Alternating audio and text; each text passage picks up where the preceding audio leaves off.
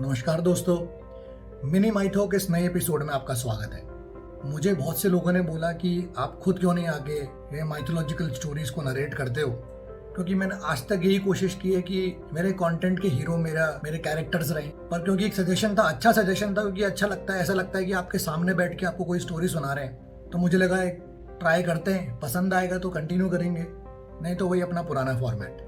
तो mini mytho में आज के एपिसोड में हम बात करने वाले हैं एक ऐसे योद्धा की जो चाहता तो एक ही मिनट के अंदर महाभारत का युद्ध खत्म कर सकता था।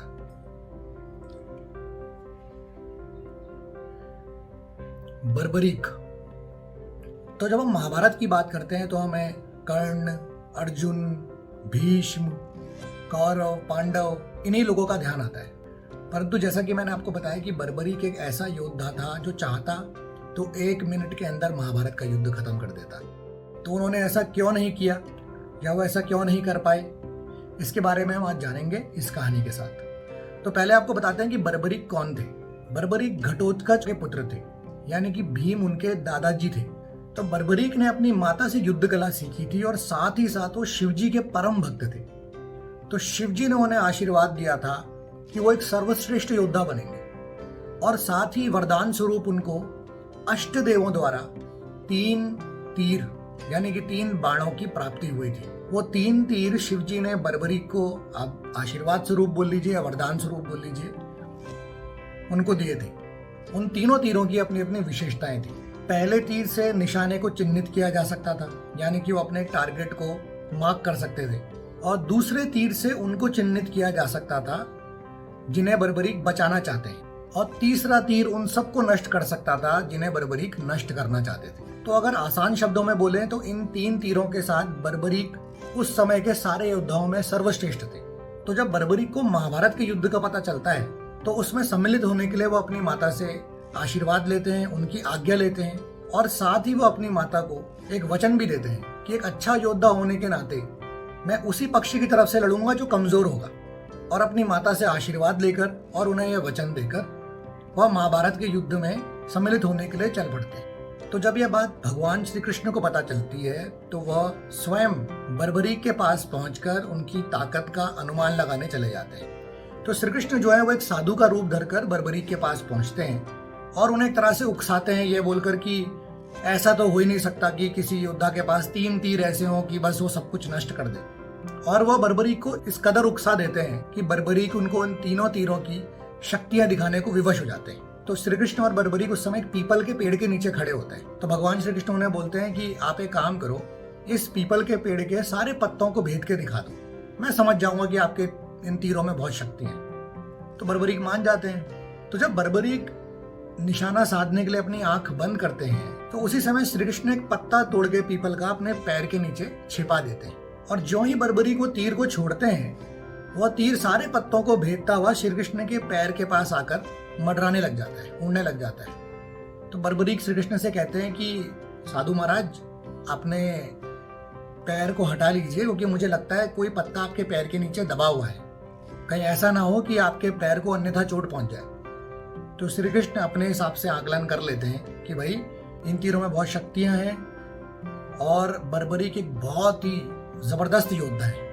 अब श्री कृष्ण अपना अगला सवाल पूछते हैं। वह बर्बरीक से पूछते हैं कि कौरवों और पांडवों में वो किसकी ओर से लड़ेंगे। तो बर्बरीक कहते हैं कि मैं तो कमजोर पक्ष से लड़ूंगा, ये मैंने अपनी माँ को वचन दिया है, तो मैं तो पांडवों की ओर से लड़ूंगा, क्योंकि वो मुझे इस युद्ध में कमजोर पक्ष नजर आ रहे हैं। तो श्री कृष्ण हंसते हुए कहते हैं कि भाई, अगर तुम पांडवों की ओर चले जाओगे तो पांडव पक्ष बहुत ही ज्यादा शक्तिशाली हो जाएगा और कौरव कमजोर हो जाएंगे, क्योंकि तुम पांडवों के पक्ष में जाके उनकी सेना को मारना शुरू कर दोगे, तो वो कमजोर हो जाएंगे, तुम उनकी ओर चले जाओगे, फिर वहां से तुम पांडवों की सेना मारना शुरू कर दोगे।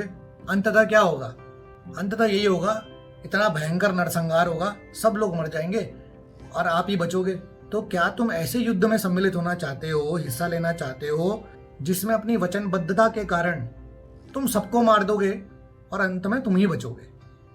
क्या वह ऐसा परिणाम चाहते हैं? अगर हाँ, तो वो प्रसन्न होकर इस युद्ध में हिस्सा ले सकते हैं। तो बर्बरीक को ब्राह्मण की बातों से ये तो आभास हो जाता है कि नंबर 1 कि कहीं ना कहीं वो अपनी वचनबद्धता के कारण फंस से गए हैं, और नंबर 2 उन्हें आभास हो जाता है कि कहीं ना कहीं ये भगवान विष्णु का रूप है। तो वह श्री कृष्ण से कहते हैं कि आपने मुझे जिस बात से अवगत कराया है, मैं मानता हूँ कि वो बात बिल्कुल सही है जिसके बारे में मैंने सोचा नहीं, परंतु वचन के चलते मैं पीछे भी नहीं हट सकता और एक योद्धा होने के कारण मैं युद्ध में सम्मिलित भी होना चाहता हूँ। तो आप ही बताइए ऐसी स्थिति में मुझे क्या करना चाहिए। तो श्री कृष्ण उनसे कहते हैं कि ऐसी स्थिति में जहाँ तुम फंसे हुए हो, ऐसी स्थिति में तुम्हें अपना बलिदान ही देना होगा, क्योंकि श्री कृष्ण को पता होता है कि बर्बरीक एक योद्धा है, वो अपने वचन से पीछे नहीं हटेंगे। अपनी माँ को गुरु मानते हैं, तो एक तरह से गुरु को दिया वचन है जिससे पीछे वो नहीं हटेंगे। तो एक ही सूरत में वो अपने इस दिए हुए वचन से बच सकते थे, वह यह था कि वह स्वयं का बलिदान कर दे।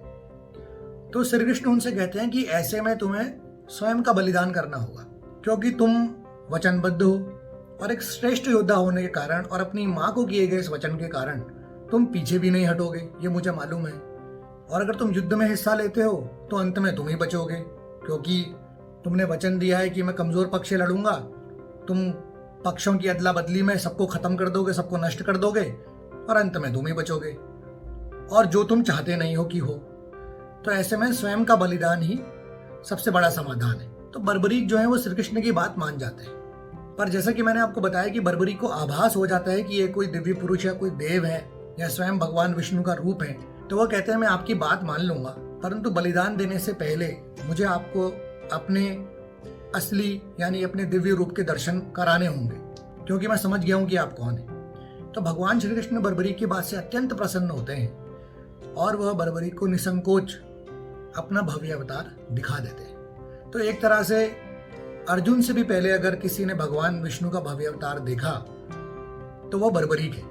अब जब भव्य दर्शन वो कर लेते हैं बर्बरीक, तो अपना बलिदान देने से पहले एक और बात कहते हैं श्री कृष्ण से कि क्योंकि मैं एक योद्धा हूं और क्योंकि मैं इस युद्ध में सम्मिलित होना चाहता था, अब मैं इस युद्ध में सम्मिलित तो नहीं हो सकता, एक योद्धा की तरह लड़ तो नहीं सकता, पर मैं इस युद्ध को देखना चाहता हूं। तो श्री कृष्ण उनकी ये बात मान लेते हैं और उन्हें एक वरदान भी देते हैं। श्री कृष्ण उनके सर को, जो कि बलिदान स्वरूप बर्बरीक अपने धड़ से अलग कर देते हैं, श्री कृष्ण उनके सर को अमृत से सींचकर रणभूमि के पास सबसे ऊंची पहाड़ी की चोटी पर रख देते हैं, जहां से बर्बरीक पूरे युद्ध को देख पाए।